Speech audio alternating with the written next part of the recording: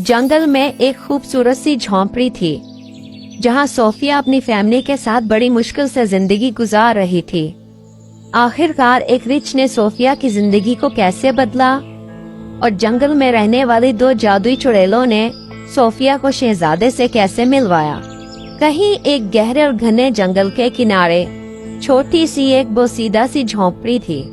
इस झोंपड़ी में एक मेहनती लकड़हारा अपनी बीवी और 3 बच्चों के साथ रहता था।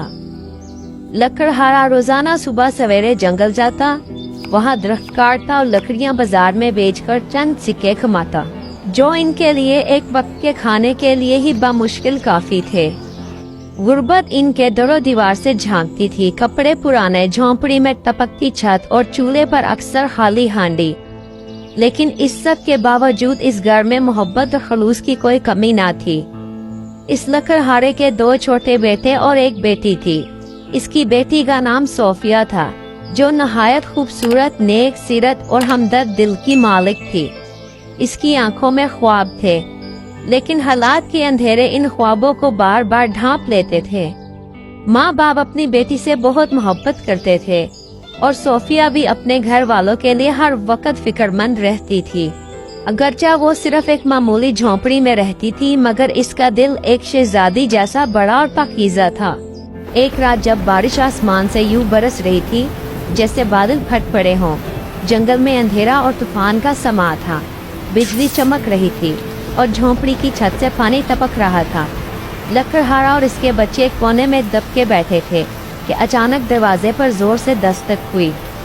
लकड़हारा चौंका और खिड़की से बाहर झांका, मगर अंधेरे और बारिश की वजह से कुछ दिखाई ना दिया। जब इसने दरवाजा खोला तो हैरानी के मारे इसके होश उड़ गए।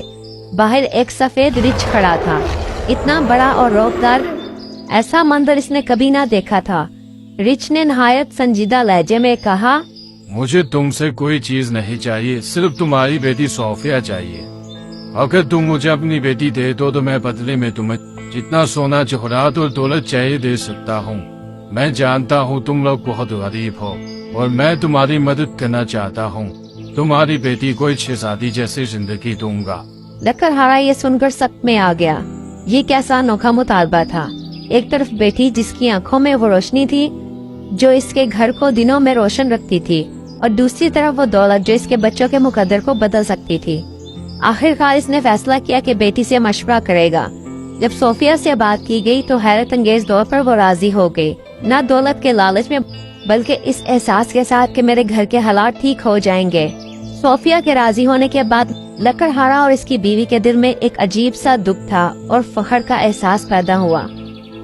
वो अपनी बेटी की कुर्बानी और हिम्मत पर नाज करते थे, लेकिन इसकी जुदाई का ख्याल दिल को चीर रहा था। अगली सुबह जैसे ही सूरज की पहली किरण जंगल के पत्तों पर चमकी, सफेद रिछ दोबारा आ गया। इसके पास एक खूबसूरत सुनहरी रथ थी जो बादलों से बनी हुई लगती थी, और वो सोफिया को बड़ी नरमी और इज्जत के साथ बिठाकर ले गया।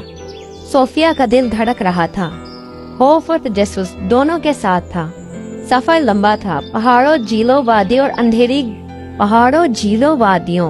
अंधेरी घाटियों और पुरअसरार रास्तों से गुजरते हुए वो आखिरकार एक शानदार और खूबसूरत महल में पहुंचे, जो बर्फ के पहाड़ों के बीच चमकता हुआ किसी ख्वाब जैसा लगता था। महल की दीवारें चांदी जैसी थीं और अंदर दाखिल होते ही सोफिया को ऐसे लगा जैसे वो किसी और ही दुनिया में आ गई हो। महल में सब कुछ नहायत